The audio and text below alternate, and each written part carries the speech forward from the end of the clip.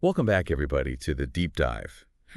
Today we're going to be exploring something Oh, yeah. pretty heady, and I'm really excited about this one. We are going to be talking about Yeah.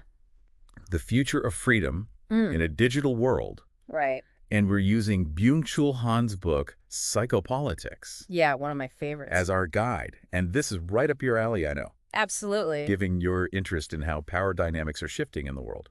Han's ideas are definitely thought-provoking. For sure. I mean, his central argument is that neoliberalism is the dominant system of our time, right? Right. And incredibly adept at exploiting our freedom, Okay. especially in this age of smartphones and social media. Yeah, right from the start, Han throws down this gauntlet.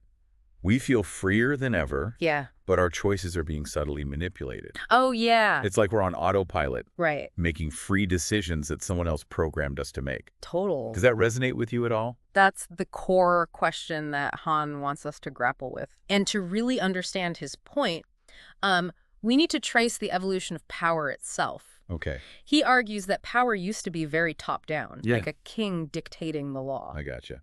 The classic image of the sovereign with the crown, Yes. scepter ruling by force and decree. Exactly. Yeah. But Han says that kind of power, what he calls sovereign power, Yeah. has given way to something Okay. much more subtle, disciplinary power. Okay. Think factories, schools, even hospitals, places with schedules, rules, and constant surveillance. Yeah. I'm seeing it. It's not a king with a scepter controlling you. It's the clock on the wall and the Yes, sir. supervisor watching your every move. Okay. I see the shift, but isn't there still a sense of someone imposing that power? The factory owner, the school principal? Mm-hmm. How does that connect to the idea of neoliberalism exploiting our freedom? That's where things get really interesting. Mhm. Disciplinary power evolved into what Han calls Okay. neoliberal power. And this is the sneaky part. Instead of feeling oppressed, we feel liberated, even while we're being controlled. Interesting. Neoliberalism taps into our desire for freedom, Yeah. but it twists it, turning it into a tool for self-exploitation. So it's like we're playing a video game. We feel free to roam around, make choices. Hold on, I'm not sure that analogy quite captures it. Okay. While we have choices in video games, those choices are still limited by the game's design. Right. With neoliberalism, it's more insidious. Okay. It convinces us that we're the masters of our own destiny, when in reality, Yeah. we're still operating within a system that benefits from our constant striving. That's a good point. It's less about following a set path and more about internalizing the system's goals as our own. Han even compares the modern worker to the slave in Hegel's master-slave dialectic. Yeah, Which is a pretty heavy comparison. that's right. Can you unpack that a bit? Yeah. What did Hegel have to say about this? Hegel was all about how freedom and power are intertwined. He argued that in the classic master-slave relationship, the slave eventually realizes they have power because they're the ones actually doing the work. Right. Han's twist is that the modern worker becomes both master and slave. Okay. We set our own goals, manage our own time, even track our own productivity. Okay. It feels like freedom, Yeah. but it's just a more internalized form of control. Gotcha. We're both the boss and the employee, constantly pushing ourselves to achieve more. So we've internalized this pressure to optimize ourselves, to be constantly on. Right. And that's where technology comes in. Hurley. It provides the perfect tools for this self-exploitation. Absolutely. Like on social media, every purchase we make online, even every step we track with a fitness tracker, Oh, yeah. it all feeds into this system. Our emotions, our communication, our leisure time. Yeah, It's all data that can be analyzed, categorized, and ultimately monetized. you got it. And this is where Han drops this chilling term, the digital panopticon. I remember reading that and thinking, okay, things just got real. It's a powerful image, right?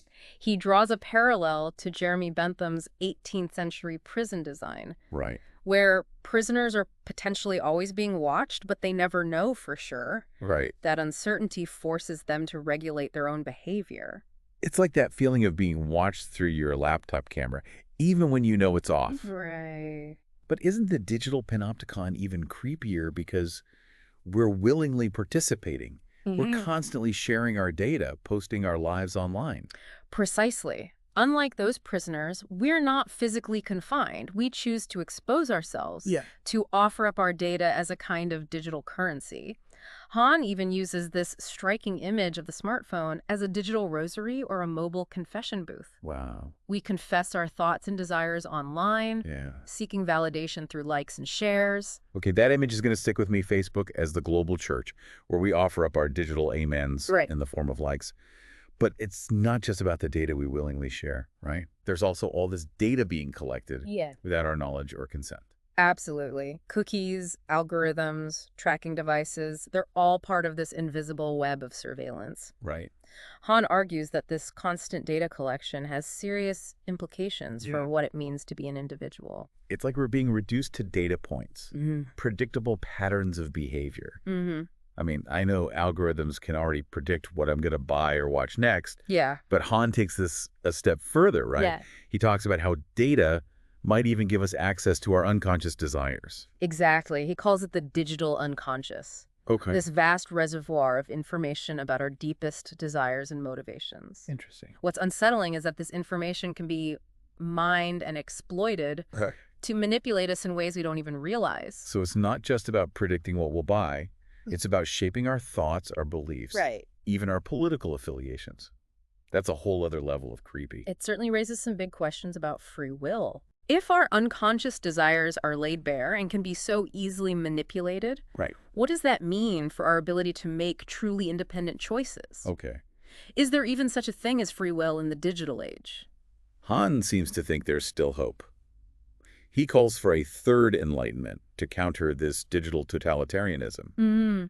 But he doesn't think the answer lies in rejecting technology altogether. No, he's not advocating for a return to the Stone Age. Right. He draws on thinkers like Nietzsche and Deleuze, finding hope in a concept they call idiocy. I know it's a provocative term. Yeah, when I first read that, I thought Han was giving up, saying, we're all doomed, embrace the stupidity. Right. But clearly there's more to it than that. Idiocy, in this philosophical sense, isn't about being dumb or rejecting intelligence.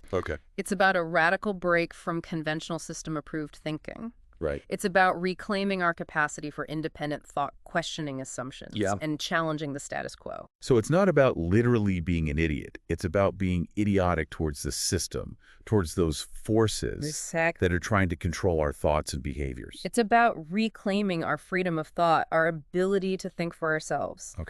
Han emphasizes the importance of reclaiming silence and solitude. Spaces where we can disconnect from the digital noise and cultivate a sense of inner peace. This reminds me of that story Han tells about the children in Greece who found money in a ruined house.